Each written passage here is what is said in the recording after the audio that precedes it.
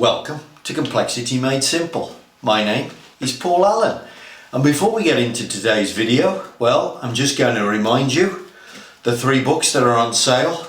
Drink tea and read the paper. If you're a green belt and a black belt and you want simple instruction on how to apply your skill, design of experiments for 21st century engineers, and finally, a statistical process control for small batch production.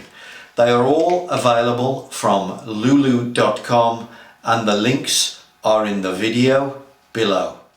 Welcome to Complexity Made Simple. My name is Paul Allen, and the story of today's video, well, this is part 2 of our 7 wastes discussion about motion.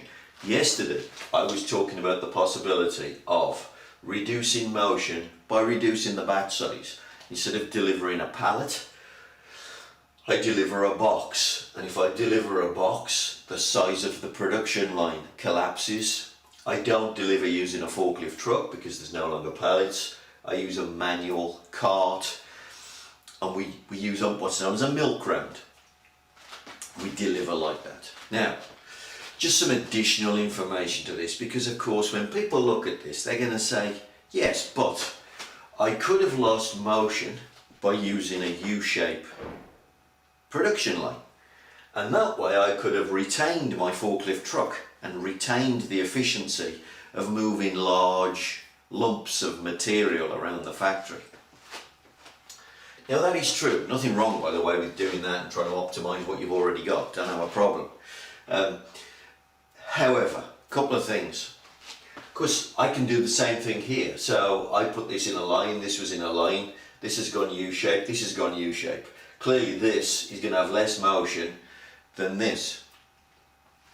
The other issue is going to be, of course, when you come to put the second pallet in here, I have to stop this guy because I can't put pallets behind one another. This guy can't manhandle empty pallets, etc. This gets ridiculous.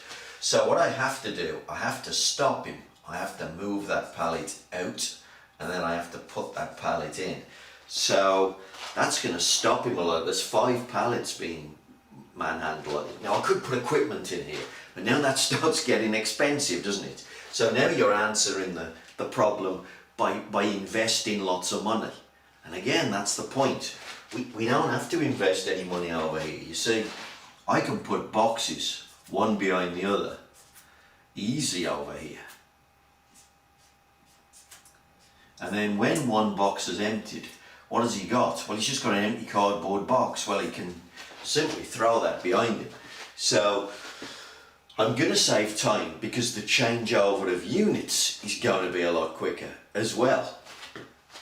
What else am I going to save? Well, I'm still going to save because this thing, this forklift truck, if you try and get a forklift truck in here, you need a fairly decent turning circle for him to get in and out here. So we have this huge gangway in order for the forklift truck to get around this U-shaped cell. Now I don't need this here.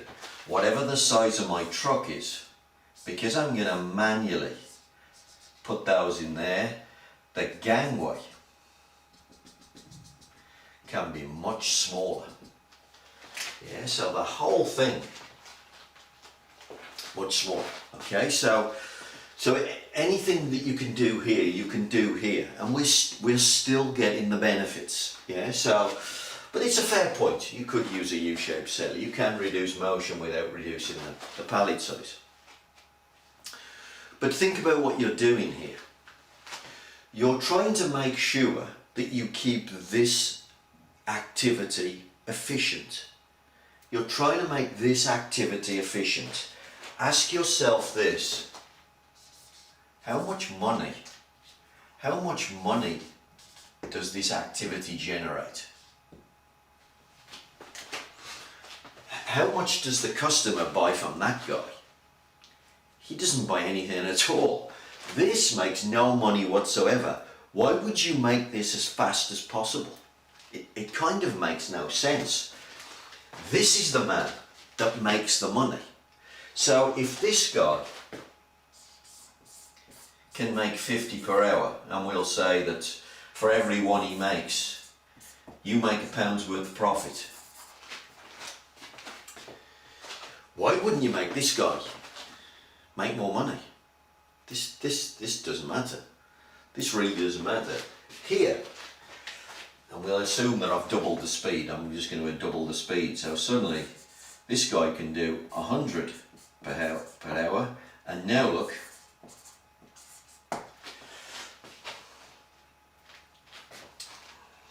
correction. Yeah, so still a pound, isn't it? So I'm still going to make £1, but what am I making? Now I'm making £100 an hour as opposed to £50 an hour. But of course, better still here, you see, this takes up more space. You see, I can put 4 of these in the same space that I can put 1 of these. So now what have I got? Not £100 an hour, not double. I'm not making double the money. What I'm going to make,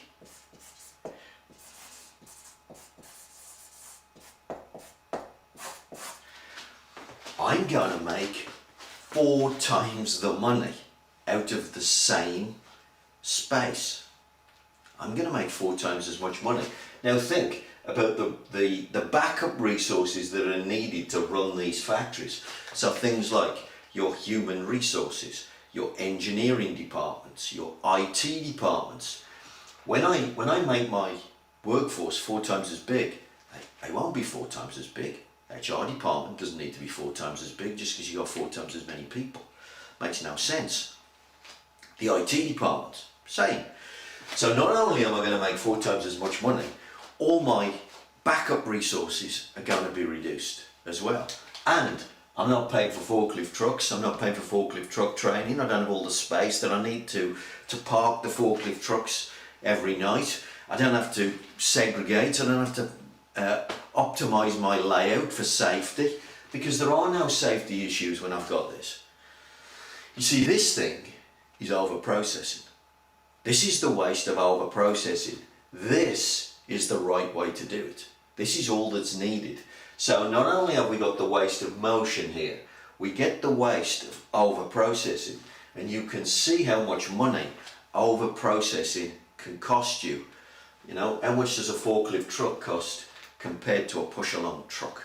You know, that item alone is worth fortunes to you if you spread it out over the whole factory.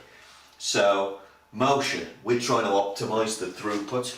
One thing that's really important, one of the things that lean does, and people don't realize the amount of money in this, they're trying to optimize the space, because with space you can make piles and piles of cash.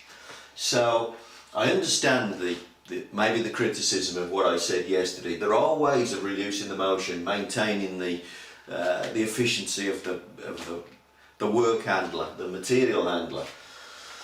But that's not what we want to do. What we want to do is optimize the guy that makes money, and then multiply that as much as we can and make as much cash through the same factory as possible. That is where lean scores over every other technique.